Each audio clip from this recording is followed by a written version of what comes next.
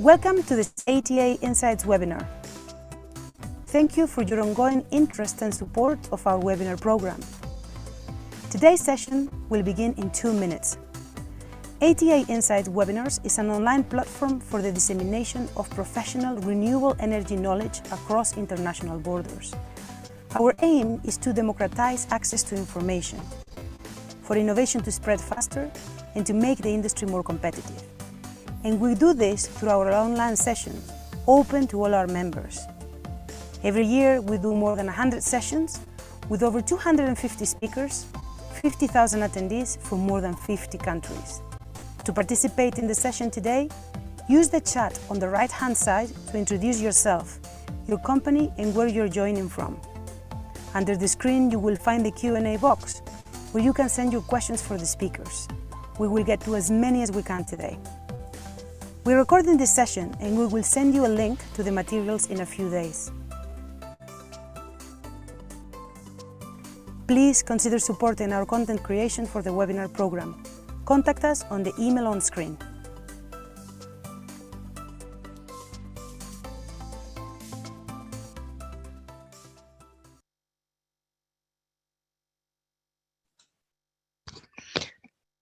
Hello, good morning or good afternoon, depending on where you are connecting from. Welcome to this ATA Insights webinar on, well, as you can see on your screen, how high can battery costs get?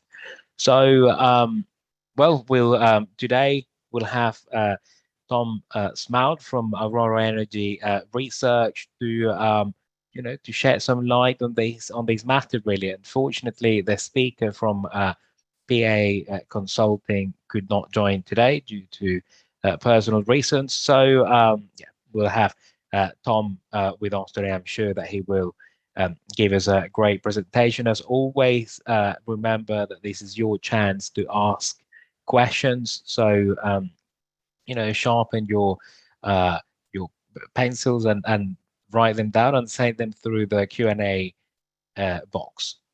All right, and well, we have a tradition. I can see we have a few like veterans here from like ATA Insights webinars, and what we do is that we encourage everybody to share where they're connecting from through the chat box as well.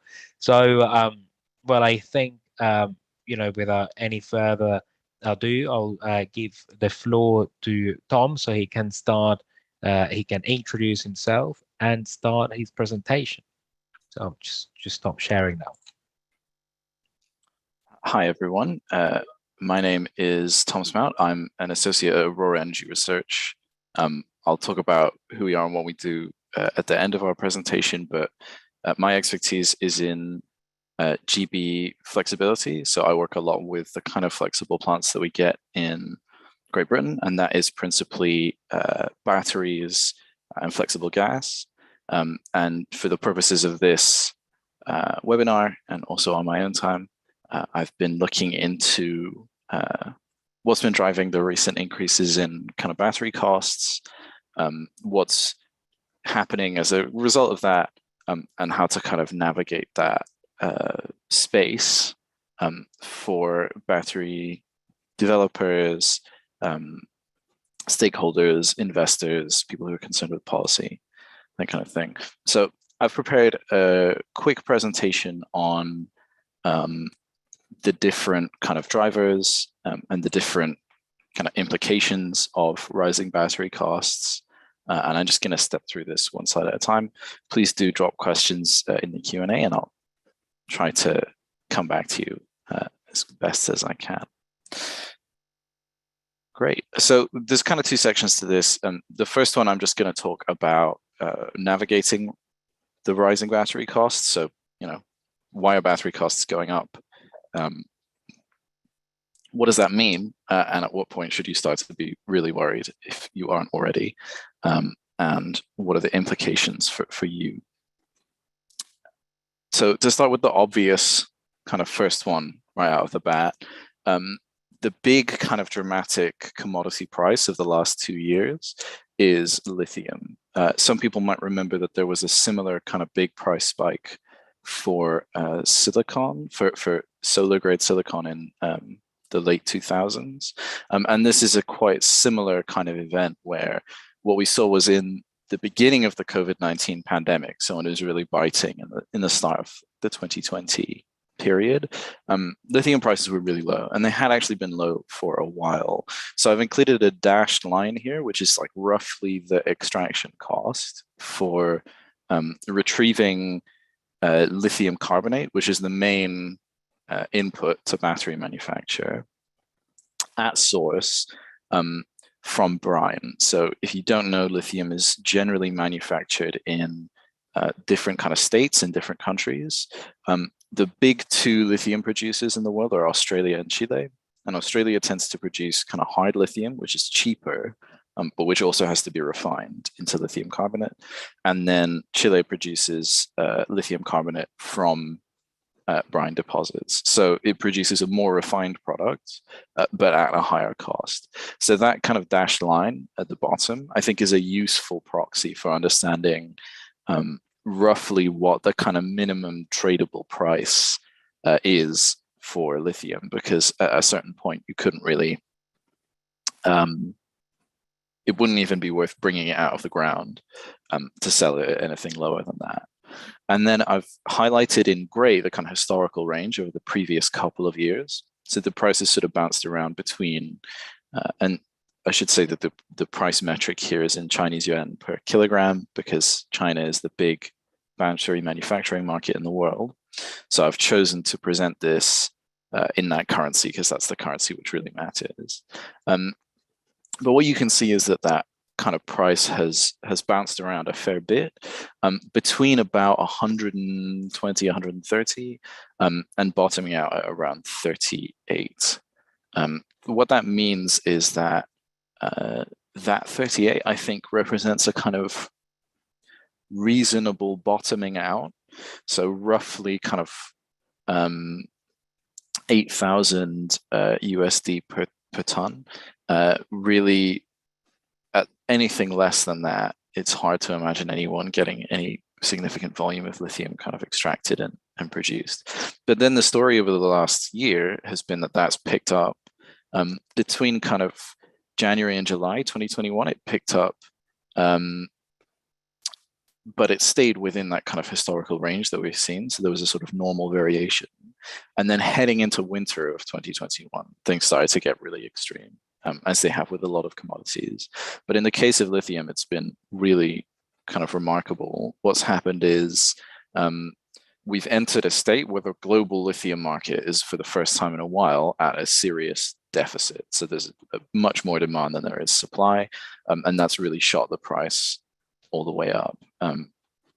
Some of that has been caused by Australian mining issues. So as a country which has had a lot of restrictive COVID policies, Australia's had difficulty working around that with the kind of labor requirements for mining hard lithium.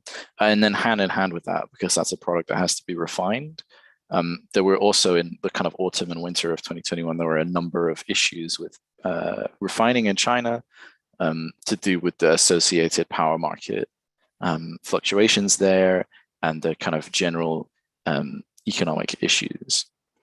Then again, in kind of early 2022, there was another big spike around kind of February. You can sort of see the point in February where this gets really extreme, and that reflects, among other things, obviously the Russian invasion of Ukraine, which has created a lot of uncertainty in general. And one of the things that it's done is kind of pushed us from a kind of general reduced economic view to an energy crisis in Europe. And that's facilitated a lot of things. But one of those is a big increase in the requirement for kind of the acceleration of kind of net zero in Europe. So more appetite for EVs, more appetite for grid scale storage, and that does part of the work towards increasing demand. There's a question about whether like Western or European lithium deposits will be exploited more in the future. It's a really interesting question, and there's actually, we'll talk a bit later in this presentation about where the exploration of new lithium resources is ongoing. But the short answer is yes, a lot of the lithium exploration that's going on at the moment is in North America. There's a more limited amount happening in Europe, but it looks to be still a commodity that's mostly imported to Europe rather than produced here domestically. But it's not just about lithium. I've pulled in a couple of other commodity prices here. This data covers a kind of 2-year snapshot. So it goes from the start of 2020 to the start of 2022. And we've talked about kind of 4 big commodities that are really crucial for battery manufacturing. So those are obviously lithium, which is a big part of the electrolyte and potentially the other components, but also graphite, aluminium, and copper, which go varyingly into the sort of battery module, and are also, in the case of copper, really important for inverter manufacture. And those all kind of feed into the ultimate requirement for batteries to have a certain amount of stuff that goes into them. And that's a big part of what we've seen going on with battery costs. I think in particular, the increase in lithium is kind of striking, but it's important to take note of the kind of aluminium and copper prices that have followed a very similar trend of a kind of gradual increase. And I think that reflects the general sort of supply chain malaise that we've had as a result of our economic downturn, and the general kind of difficulties of getting raw materials to end manufacturers. I think it's a really important piece of the story not to neglect that, you know, in 2020, there was an economic downturn and we did see prices go down, but actually the general kind of trajectory over those 2 years has been upwards and not just downwards. And I think that's kind of core part of understanding what's been going on. We do, in terms of, there's one question which is on the current crisis and especially the lockdown in Shanghai, and what's that's going to do to affect supply and costs. And I think that's a really good question, but it's not one that I have an easy answer to, because I think it's a slightly too interesting kind of a question to ask. I have highlighted a little bit later on that there is a bit of geopolitical risk here. So related to both of those questions that I've talked about already, I've kind of picked out 2 kind of sides to this view, that we have really generally increasing commodity costs, and we also have big kind of geopolitical risk, and those 2 things create kind of competing views of the future. So on one hand, kind of generally you would expect that when you have a market which is in deficit, when you have this really high level of undersupply and prices are really attractive, you would expect new supply to be coming onto the system. You would expect demand to be kind of reactive and for there to be less demand. But you would also kind of generally expect prices to come down, even if none of that happened. And then on the flip side, you have the kind of geopolitical risk. So I'm sure that everybody reads the news here and is aware that there's a lot of stuff going on right now, which makes the commodities markets nervous. Obviously, the conflict in Ukraine is a big deal. There will be components and raw materials coming out of Russia and Ukraine going into batteries. Things like neon, things like palladium from Russia will be going into those like final containerized solutions that are being delivered. But it's also just a kind of general source of concern that feeds into the outlook for commodities globally, that there's a kind of big European conflict between kind of major developed economies, and that makes the markets kind of nervous, and it pushes prices upwards, as well as the one general thing which we should never forget, which is just that there's a big general inflation, particularly in European markets, and that means that prices are subject to upwards pressure on all fronts. In terms of the kind of near future, there are some reasons to be optimistic. So we should get more production out of Australia, even without needing to kind of dig new mines. We can ramp up the production from facilities that already exist. There's some slack in other parts of the world as well. And then also kind of there are already signs that the supply chain issues that we have in some countries are ironing themselves out. But in the long term, I think everybody understands that this is the kind of key metals that go into battery manufacture are all going to have to increase. And in the example of lithium, what you see is that there's a big expansion. So between kind of Canada, the USA, and Australia, those three between them account for the majority of the expected kind of expansion of lithium exploration. And then there's also some exploration going on in Europe, in Serbia. So about a 25th of the global increase is there, which doesn't sound like a lot, but when you consider how big Serbia is compared to the rest of the world, it's quite a big deal.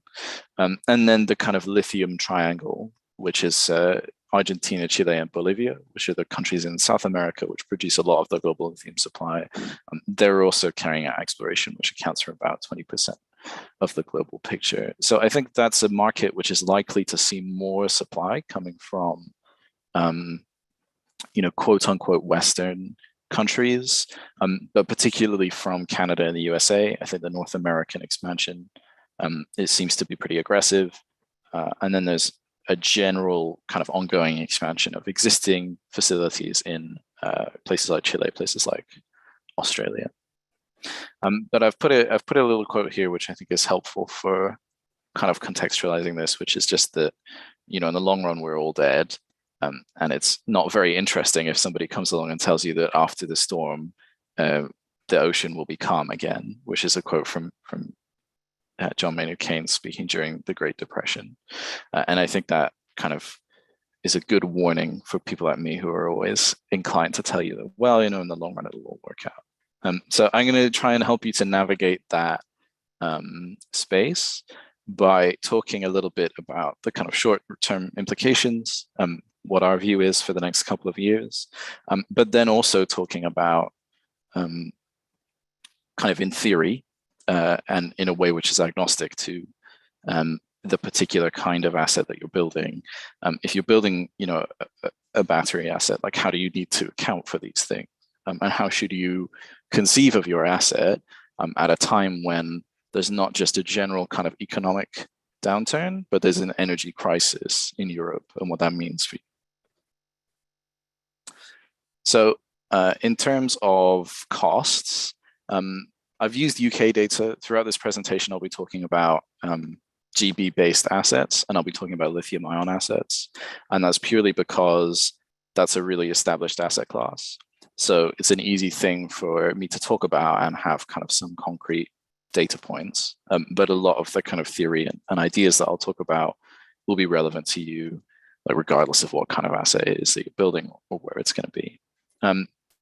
So the first kind of core thing to note is just that things are getting a lot more expensive. So if you look at a project kind of overall, the hardware costs for a GB asset amount for a bit more than half of the cost of a 2-hour battery.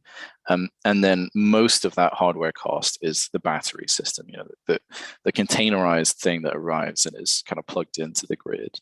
And that is also the part which is expected to get kind of disproportionately more expensive in 2022 as a result of commodity price increases. So it's really exposed to the lithium price, but also to like graphite and aluminium, and alternative cell chemistries are similarly a bit troubled.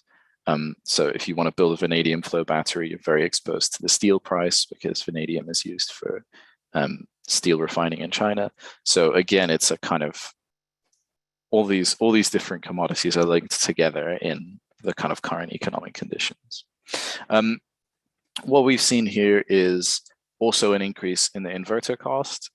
So inverter is a kind of copper heavy component, and that's expected to get a lot more expensive this year.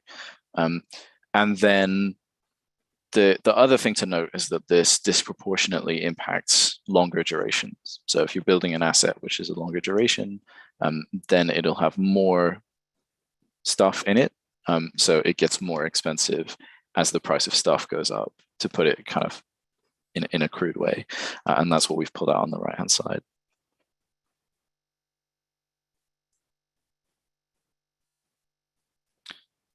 Great.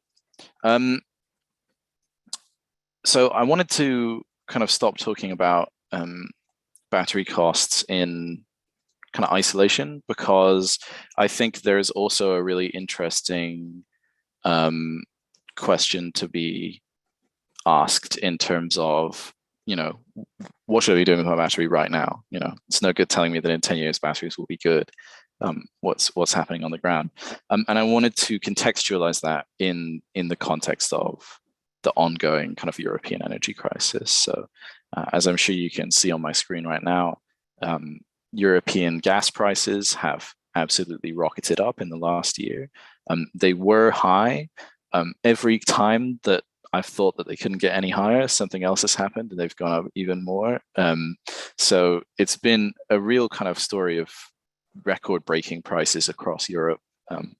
The traded price of gas has obviously never been this high for this long, but also the power price in most of Europe is kind of intrinsically linked to the gas price. In GB, we completely rely on gas generators, more or less. But even in neighboring countries to us, like in Ireland or in Germany or in France, where they might use some other technologies, gas is still very often a marginal technology. And even as the gas price goes up and there's desire to use more coal or more of other technologies, those can only take up so much slack. And in the case of coal, they're much more exposed to the carbon price. So there's an ongoing kind of upwards pressure being put on power prices. And one of the important things to note here is that the power price is kind of proportional. So as the top prices go up, the bottom prices also go up, but not by as much. So when power is expensive, it gets a lot more expensive. And when it's cheap, it gets a bit more expensive. So the difference between those top and bottom prices really starts to get kind of aggravated. And the differences between them start to get pulled apart. And then that's really core to understanding the value of a battery asset, because at its heart, a battery asset is not like a power generation asset. It's an energy arbitrage asset. It's an asset that picks up power at times of kind of oversupply or low prices, and then moves that power to times when it's scarce, or when it's really badly needed to balance the system, or when for other reasons the price is higher. So that kind of spread between top and bottom prices is good news for battery developers. And it creates an interesting question of like, well, is the direction of travel good or bad? If the prices are going up, but the power price is also record setting. So obviously all the people who already built batteries at low prices are having a great time. But if you're considering whether to go ahead with your project that you might have some more partial completion on, is this the right time to enter the market? Do you want to push it back? And what's the thing that you should be watching to make that decision? And I think that's a really kind of interesting trade-off and something that I've tried to quantify here a little bit. So I've done a heat map because I like heat maps, and this is basically has two axes. One of them shows the battery capex, so the kind of cost for a fully installed 2-hour system on that x-axis. And I've shown a range of 700 to 100, which is not to suggest that 100 is actually like a plausible level of capex for a battery, but I think it tells a kind of interesting story. And then on the kind of y-axis, you can see the annual kind of energy trading revenue that you make normalized to that same unit, so per kilowatt of installed capacity. So as you get higher energy trading margins, you kind of move unambiguously from the red into the green. So in the top left corner here, you have a battery that makes no money and costs a lot to build, which is obviously a bad investment. But as they get kind of cheaper to build, or they make more money, then again, they become attractive and they start to be a thing that people invest in. So what you see is this kind of yellow band, which runs kind of top right to bottom left, captures the possibility space of the kind of NPV 0 assets. So where the asset is being built and it's making a return on its investment, but it's not a lot more attractive or a lot less attractive than other kind of investments that you could be making economically at that time. So if you kind of plot the Aurora forecasts on this axis, what you see is that at the moment, the 2023 forecast is very expensive, and it makes quite a lot of money, but it doesn't actually make so much money that it's quite NPV neutral. So it's slightly on the red side of the yellow band, which suggests that 2023 could be a tough year to be putting an asset onto the system. And then when you go out to 2025, the asset gets cheaper and it makes less money, but it kind of moves on balance still a bit kind of towards the green side of this yellow line. I know that this is quite a big chart, so it's not necessarily obvious to see, but I think it still gives you a really helpful insight into exactly how to think about these investments, because ultimately the direction of travel is going to be the prices go down. Assets are going to get cheaper, the industry is going to scale up, and kind of raw material costs are going to come down from where they are at the moment. And then at the same time, those same forces that are causing raw material costs to come down will also cause the kind of power prices to come down from their current record-setting high. But as that happens, you need to kind of think about which one of those is happening faster and how quickly are those kind of benefits accruing. And ultimately, if we're moving to the top and to the right, are we moving more to the top, which is bad for batteries, or are we moving more to the right, which is good for batteries? And that's the kind of final sort of piece of the puzzle. So I've quantified that here with a nice crude sort of a line that basically picks out the points where that previous kind of heat map evens out at zero, so where the investment is. And essentially the story is, don't build any batteries if they're going to make less than kind of £20 per kilowatt in energy trading, because they won't be viable even if the capex is negligible. But once you cross that kind of intercept threshold, you start to kind of climb up in a relatively steady gradient. So basically every pound that you make in energy trading offsets roughly £6 per kilowatt in upfront capex. So if your upfront costs are going up by £6, the thing you're looking for to compensate is making an extra pound a year in energy trading. And that translates for this kind of an asset to roughly kind of the difference between what you're buying and selling is increasing by about 65 pence. So very, very roughly, for every pound that your cost is going up, you're looking to make an extra 10 pence in your energy arbitrage trades. So you're buying for £10 less, or you're selling for 10 pence more. That's the kind of inflection point. And that sort of maps out the possibility space of where does your asset become attractive, and where does it become kind of undesirable. So that's the sort of that's the kind of meaty part of this presentation I had prepared. So I've gone through the kind of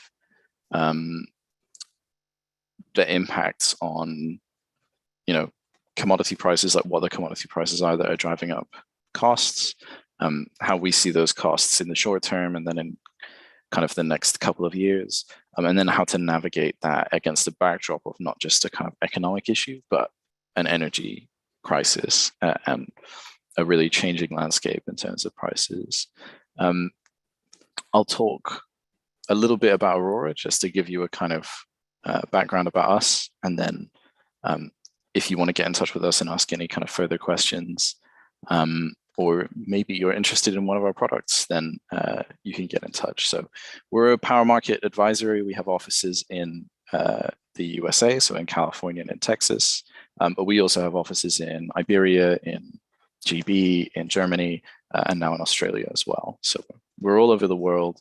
We have a lot of employees, we have a lot of subscribers, and we're a really fast growing company. We love to talk about new kind of markets.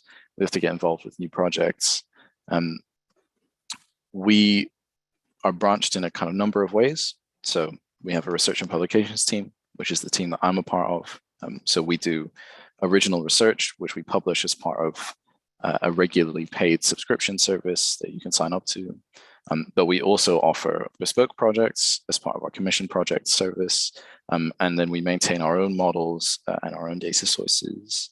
And we offer kind of software as a service services to various access to various services, including access to our own data, to our model results, and increasingly to some of our modeling capabilities as well. So we offer products that allow you to model the power markets that we're involved in, or to understand your own assets. Like, we have a tool that lets you kind of evaluate your own wind plant against our price curves.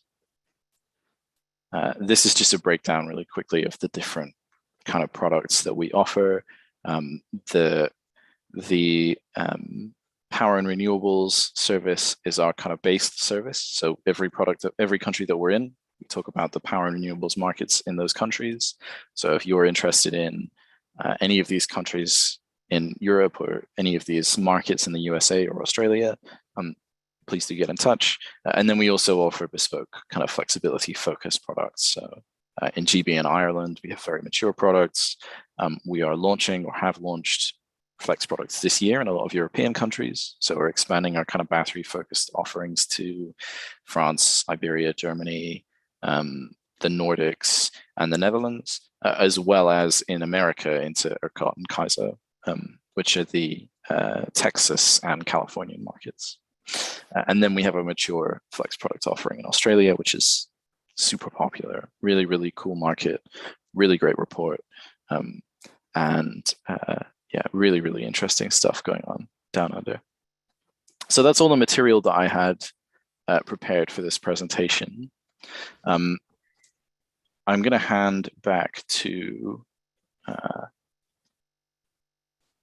Thank you, Carlos. Thank you very much, Tom, for your presentation. Very interesting. I think you've given us food for many hours of conversation. I see already a few questions here on the Q&A box, and this is my not very subtle cue to my colleague Andres to put up that slide. There we go. So, yeah. So now it's your time to ask questions, and Tom will do his best to answer. I'll post a few of my own, and I'll do my best to summarize some of the questions that are here in the Q&A box. So one of the questions, I think something really important you have highlighted in your presentation, Tom, is that there is no point in actually talking about how high battery costs are if you don't also take into account what's going on to prices around batteries. What are batteries used for? They're used for to provide services in the power market. So that's a really good point. And I was actually doing a little bit of multitasking during your presentation, and I said, well, let me look at the data that we have on the costs on the market in the UK, which, as I understand, is one of the highest growth markets for batteries. And last year there were about 500, or well, not quite, but almost 500 megawatts installed of batteries, if I have the information correct. So given that it's true that battery prices have increased, but so have power prices, what are your thoughts on these on the market this year? Will it keep on growing, or will you see a little bit of a slowdown? What are your thoughts on this?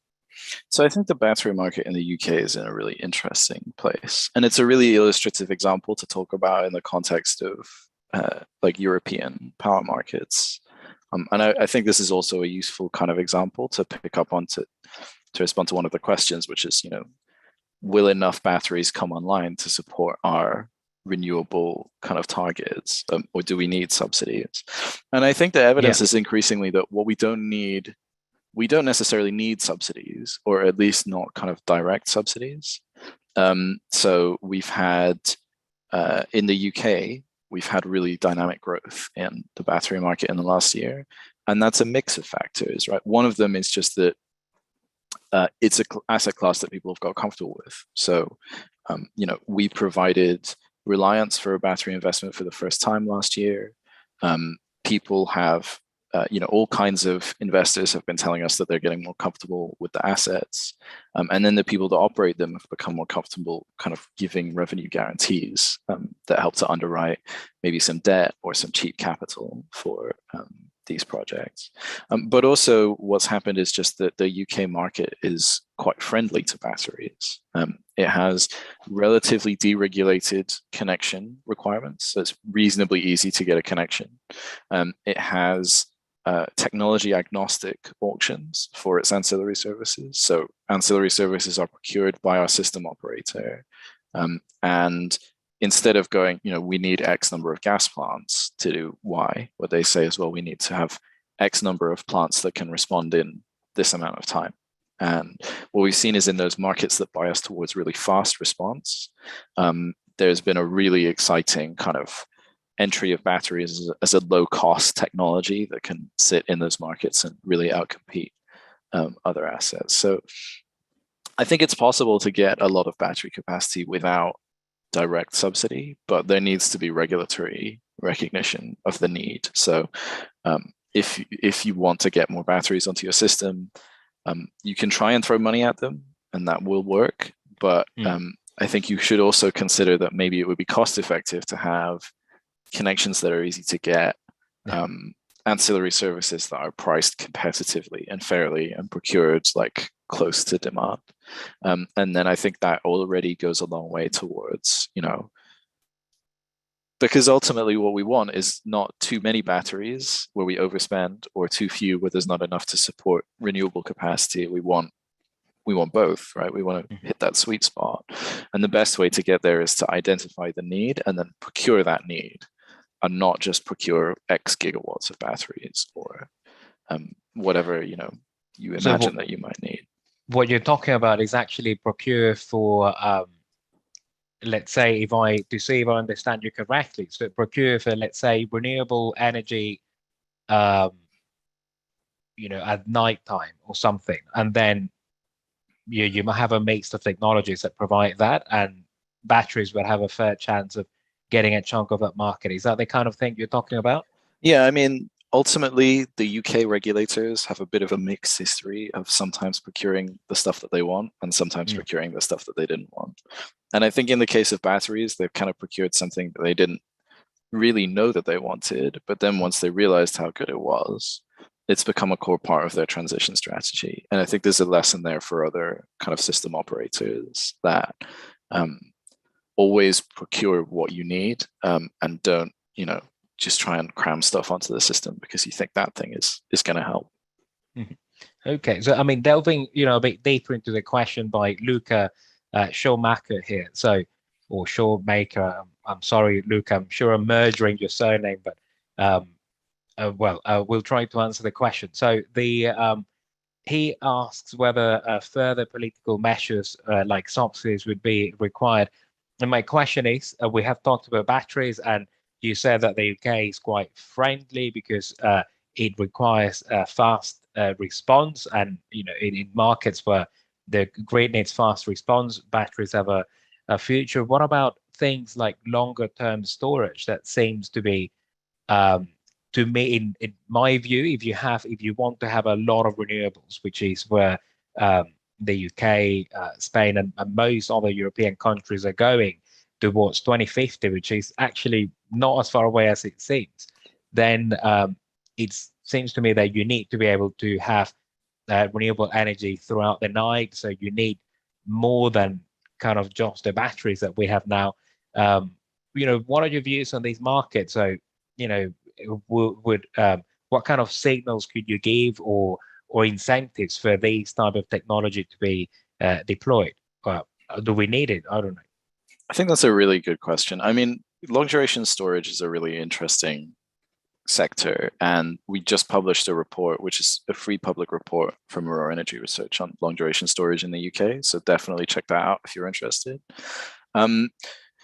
It's very variable from country to country, but I think that one of the major issues that long duration storage has is that it's often just like a really big investment with a really long payback period. So similar to nuclear, kind of new build nuclear, if you kind of put it on a spreadsheet and you're like, well, this number looks not that bad over 60 years, it's not really good enough for an investor who could put their money into a battery and make it back in 10, 15 years in the UK or in Australia or in Ireland. So I think that's a kind of core dynamic to be aware of. And I think I think long duration storage is an asset class that is more like nuclear or and less like batteries, even though they're both storage, because it's an asset class which requires you to make really hard strategic decisions about the direction of the power sector. And what we've seen is countries that have historically invested in long duration storage have benefited a lot. I mean, the Nordics obviously have a lot of pumped storage capacity, and that's really helped. And I think we've seen, the need for that kind of capacity is going to go up and not down. So I think a lot of the excitement that we're seeing around hydrogen as a kind of energy storage also reflects that kind of need. But I think we should be realistic about those projects, needing help and needing some kind of like regulation to get them there. But I think there's certainly a case for those bringing a lot of benefits to the electricity system, both in terms of decarbonization, absorbing and discharging excess electricity, but also operability and just helping to manage all of those issues that come with renewables that we don't talk about that much, that are really important, like voltage and reactive power. A lot of those can be fixed with some really exciting new long duration storage technologies. So I think that's a really exciting space to watch, but it's comprised of old technologies that need a bit of help, new emerging technologies that probably also need a bit of help. So I think there's certainly an argument for longer duration storage that it needs some kind of support. Okay, well, that makes sense. And so this is one asset that requires you to think long term. And it's true that in the long term we're all dead, as Keynes said. But he also published an essay called "The Economic Possibilities for Our Grandchildren." So he liked thinking long term. But we'll see in which direction it goes. I think with the price of commodities and batteries being generally high, do you see that there is an opportunity for technologies that are not battery based to actually enter the market? Because I think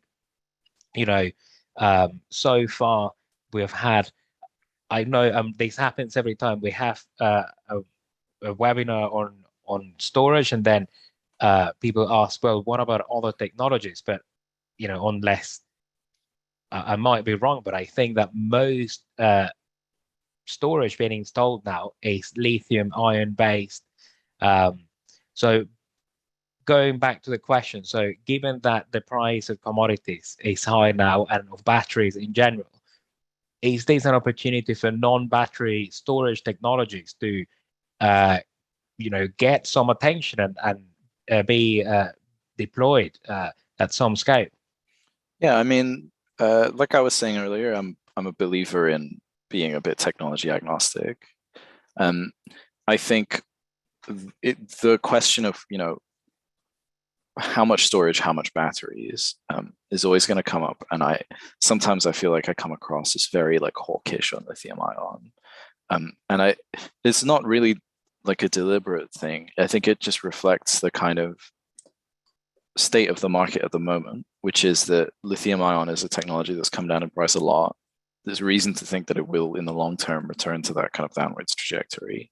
And it also has a lot of coincident benefits with electric vehicles, which is another part of the energy transition. And that kind of symbiotic relationship between those two technologies has really driven down the price of lithium ion. So I think it's important not to lose sight of the fact that flexibility is not a thing that we will need in 10 years. It's a thing that we need now. You know, if you look at the amount of money that gets spent on the UK energy system, you'll see that a lot of it gets spent on solving flexibility issues, on turning down wind that is constrained, on managing voltage, on managing frequency.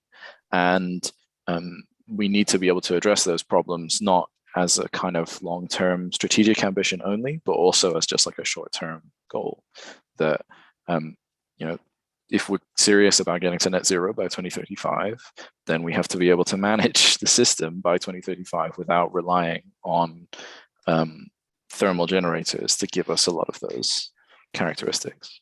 I think there's certainly space for new and emerging technologies.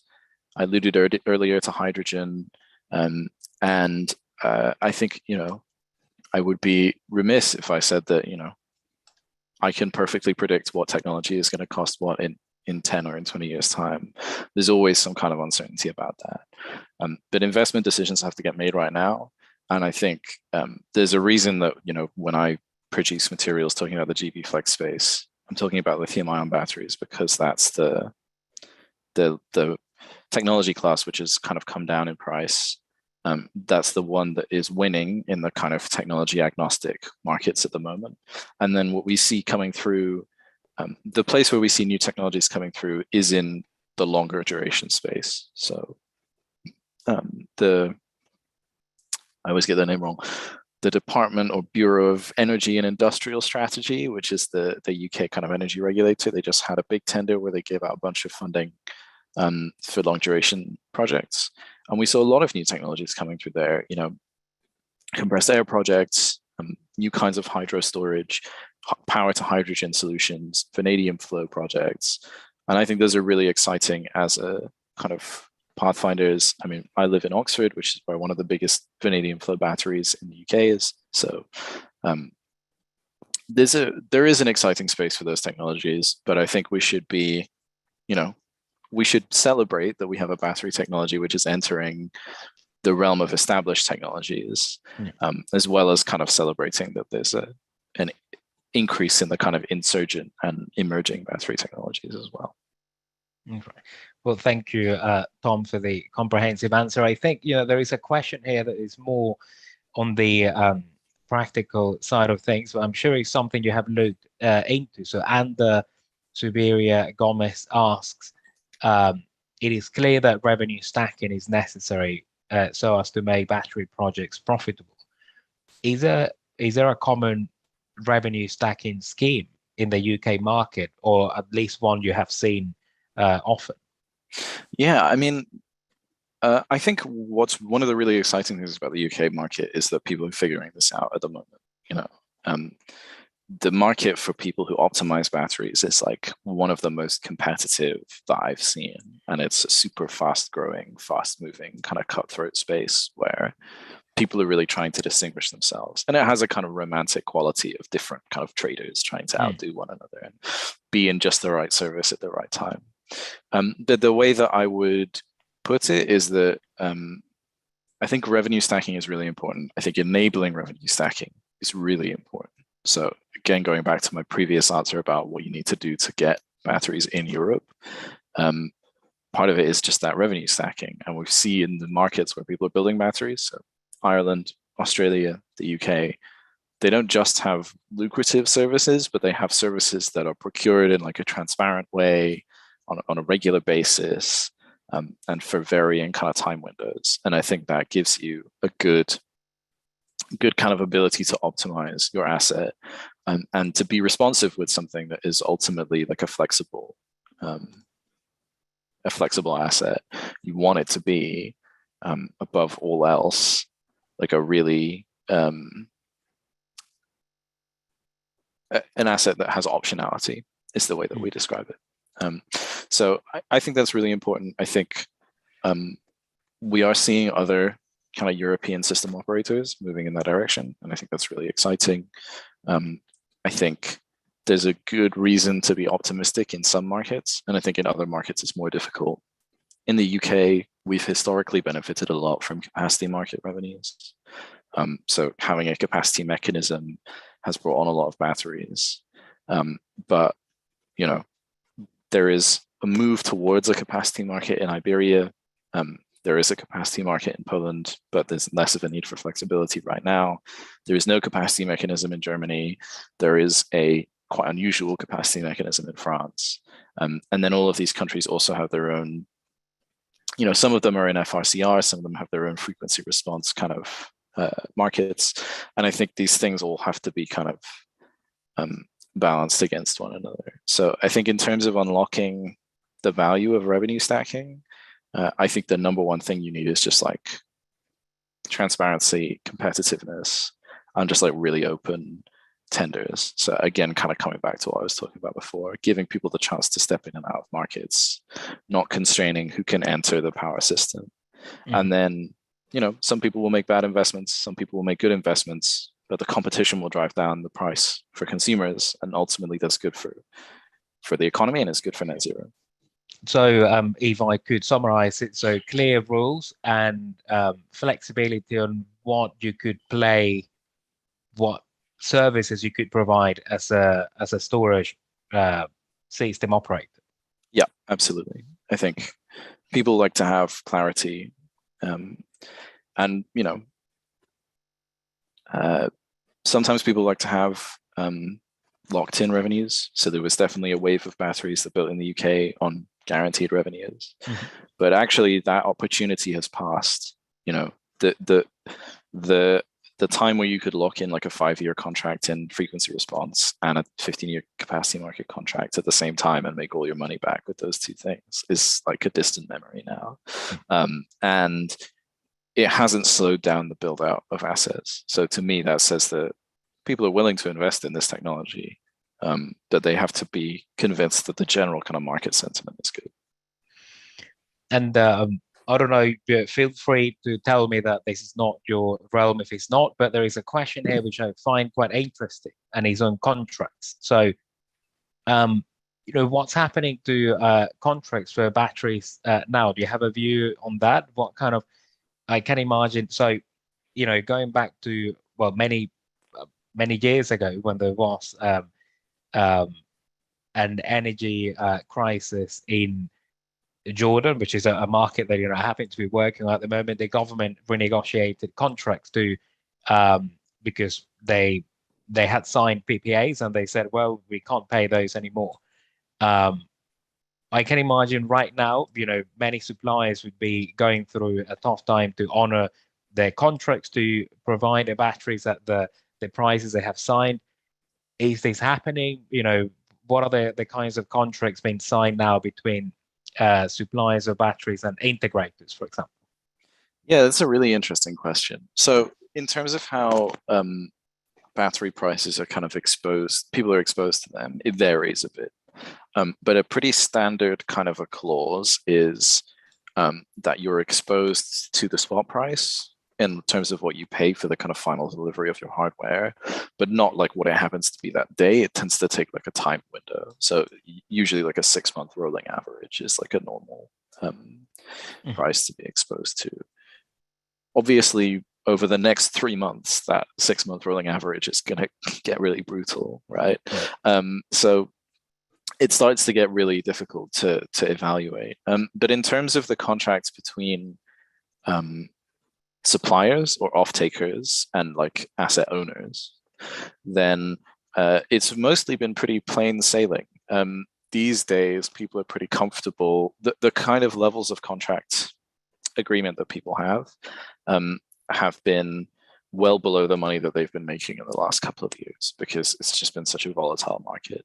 So there's relatively little risk in that sense. And what we've seen with batteries is basically similar to with renewable PPAs, kind of a democratization of like revenue guarantees. So a company like, a lot of the time companies that also sign PPAs, actually, so companies like Statkraft or ADF, right, that have big balance sheets that can take on some risk. When they agree to optimize your asset for you, they will guarantee you a certain return, you know, a certain amount of money, and then they'll take a certain sort of portion of the upside. And generally speaking, you know, the less you're willing to take as a guarantee, the more of your upside you get to keep. which again, right now, I'm sure seems like a great decision. But that's the kind of space of those contracts. I think those particular contracts are relatively not at risk because, you know, a rising tide floats all ships. But they're also have a lot of value in that they get people a kind of guaranteed bottom line, which means that they can get some debt on their project, which brings down their cost of capital in an appreciable way. Okay.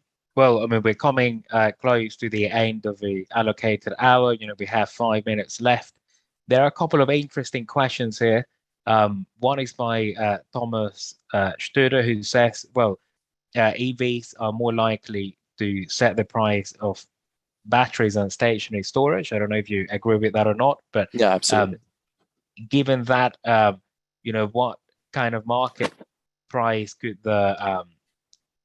what price can the market sustain before battery manufacturer starts to slow down? Yeah, I think that's a really interesting question. I mean, I agree 100%. I have no illusions. I'm a power market guy, but I'm not going to pretend that the power market is going to be bigger than the EV market at the moment. Like, it's absolutely the EVs that are driving things, no pun intended. And the battery market is kind of a price taker. And that's why I've tried to present it in terms of like, well, if your price goes up by X, then you should be looking for a return of Y is the way to kind of think about those dependent versus independent variables. But the power price is also responsive to how many batteries build. And, you know, if you run a model on it, then what happens is that the batteries kind of build and then they bring the price spreads in a bit. And then eventually it hits a kind of equilibrium where it stops being worth it to build more of them. So that's the kind of relationship that drives a kind of roughly zero rate of return, or roughly zero kind of net present value for assets in our modeling. In terms of like how high prices can get for EV manufacturers before they start to have to stop ordering batteries, this is a really interesting question, and I think it's quite heterogeneous. So if you're selling a more kind of luxury product, so if you're selling like fancy Tesla type EVs, then you can afford to endure a bit of a hit on your raw materials costs. Although we have seen the prices of all kinds of EVs kind of getting pushed up a little bit in the last few months. But it's also worth asking, you know, how exposed really are these manufacturers to the spot price of lithium? Because these people aren't buying all of their lithium on the spot market like today. Like if you're taking delivery, if you're Tesla, you ordered a lot of that stuff in advance and you're kind of hedged out. So I think it's it's important to kind of take a step back from just like the spot price and that just being the driver of everything, and also taking like a more holistic view on how the market is structured. But again, not really my field of expertise, so I can't give you a firm answer. But the things I would watch are, you know, how vertically integrated are EV manufacturers becoming, and then if there is issues with EV manufacture, it will start to hit the more affordable models first, which have a lower margin, and then it'll gradually kind of filter through to like higher end products. And you know, final question, and a question I get all the time: is there any chance that we'll go back to the pre-crisis? And I don't even know which crisis we're talking about now. COVID-19, the supply chain crisis, the war. But is there any chance of going back to pre-crisis prices anytime soon? And you know, where or if and when do you see that happen? You know, when could that be? Yeah, I mean, obviously, we all hope for a kind of return to peace in Europe and an end to the conflict. But even if that happens, then there's still the big uncertainty about, you know, how is the future going to look like? Because ultimately in Europe, the power price is tied to the gas price, and the gas price is tied to the Russian gas price, and that's set in no small part by kind of how Russian shippers are pricing their gas. So I think it's a really hard question to answer. The way that we've kind of modeled it is that our central view is that by the kind of middle of this decade, we'll start to move back towards what the kind of pre-crisis levels, although prices will be a bit higher in the long term. And that's driven by a lot of things, but we do expect, the way we've modeled it is that we have the cancellation of Nord Stream 2 included in our forecast. I am really sorry, but this is all the time that I have. Yeah, well, so I am going to have to ring off. This is all the time that we have as well. So thank you very much, Tom, for being with us today, and thank you to everybody who is here, who has been with us throughout this webinar. So just before I go, I'd like to remind you of this. This thing you see here at the back is an event we're organizing here in Spain. And I say here, well, I'm not sitting in Spain right now, but the event is in Toledo and is about the Spanish energy storage market. So yeah, check it out. It's a market that is, if government targets are met, would grow by 1.5 gigawatts per year from now until 2030. So I think it's worth checking out. Tom, thank you very much for your presentation and for your answers. And thank you to everybody in the audience. I hope to see you here next time, and have a good day.